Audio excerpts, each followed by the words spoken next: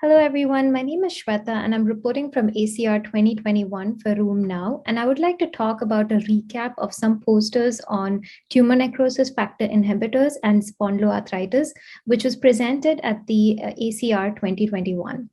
Let's dive into see what some of the most recent studies have to say.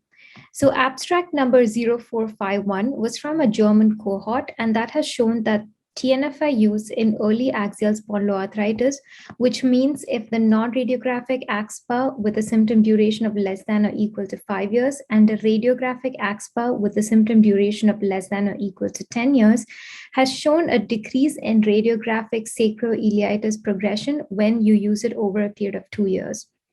This is great news, and now clinicians usually start to taper patients off the TNFI based on clinical and radiographic improvement.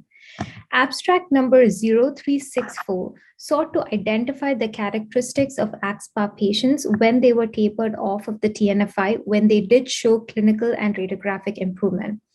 This study showed that a half of the patients on the study were able to be tapered off, and the highest predictor of success was low physician global score. In simple terms, which means when the physician assesses you and says that it's okay to go down on the dose.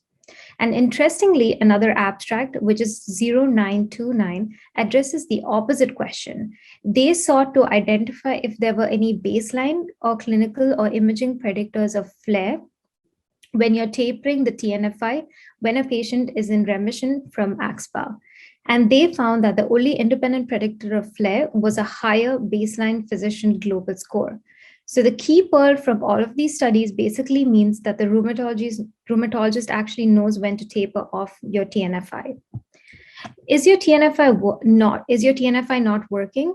So abstract number 0936 evaluated the development of some anti-drug antibodies against TNFI longitudinally during 2-year period, in which the axSpA patients and factors associated with it were assessed.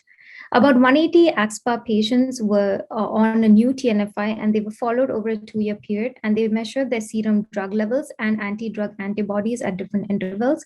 And the development of the anti-drug antibodies against the TNFI was associated with a high disease activity, development of any adverse events, and treatment discontinuation in patients with axSpA. Lastly, which TNFI should you be using? Abstract number 0938 aimed to evaluate the effectiveness and treatment survival of different TNF blocking agents within a cohort of patients with axial spondyloarthritis from 2003 to 2019. There were no significant differences in the effectiveness or treatment survival among different TNFI. The effectiveness and drug survival was also not different between non-radiographic axSpA and ankylosing spondyloarthritis either. If there's a failure to your first TNFI, it did not diminish the effectiveness or drug survival of subsequent TNFI treatments. The main reason for treatment discontinuation was secondary failure. Thank you, and I hope this was useful.